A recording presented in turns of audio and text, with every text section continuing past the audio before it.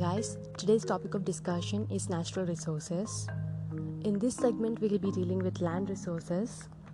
Resources are generally defined as all those things available in man's physical environment on which he depends for the satisfaction of some want or the other. Example like groundwater, forests. Natural resources are available from nature and used in natural form. W.A. Lewis quoted that the level and pattern of development of a country is often limited by its natural resources. This clearly states that economic life is largely determined by the available resources of a country.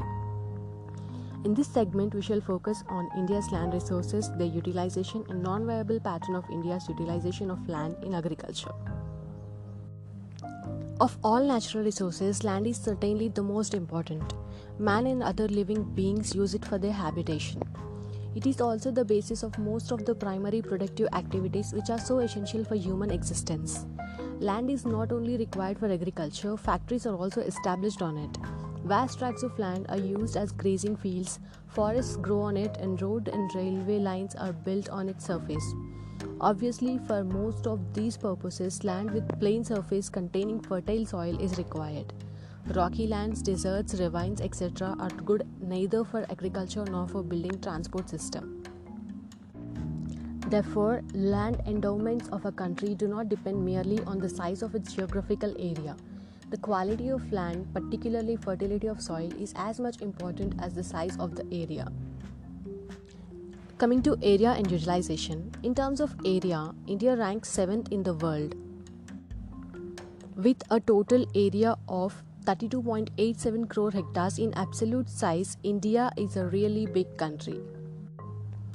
As the pressure of population in the country on agricultural land increased, land reclamation drive was made, as a result of which some uncultivable land was brought under cultivation.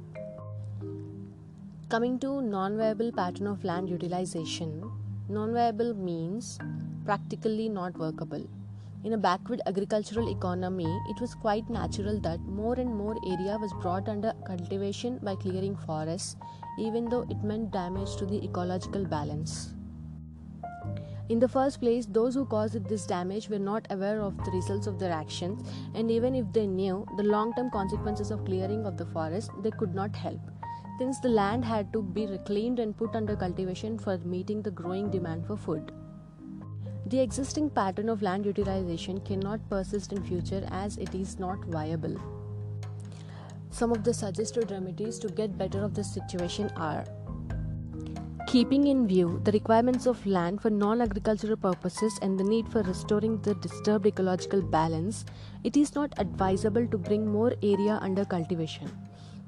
However, recourse to multiple cropping is both desirable and feasible. Obviously, at the existing level of productivity, this much area under cultivation cannot meet the demand for food and other agricultural products in coming years. The main plank in agricultural policy thus should be to steadily raise the productivity level, which requires stupendous efforts. Furthermore, the country should learn the art of raising double-purpose crops, that is, such crops which provide animal feeds as byproducts. Area under forest has to be increased in order to restore ecological balance. The extension of forest area has to come from the area which is now classified as barren and uncultivable wasteland. Similarly, the demand for non-agricultural uses has to be met from outside the arable and pasture land. The task of evolving such a viable land utilization pattern is stupendous and would require both long-term and short-term planning. That is all for today's segment. Keep learning. Thank you.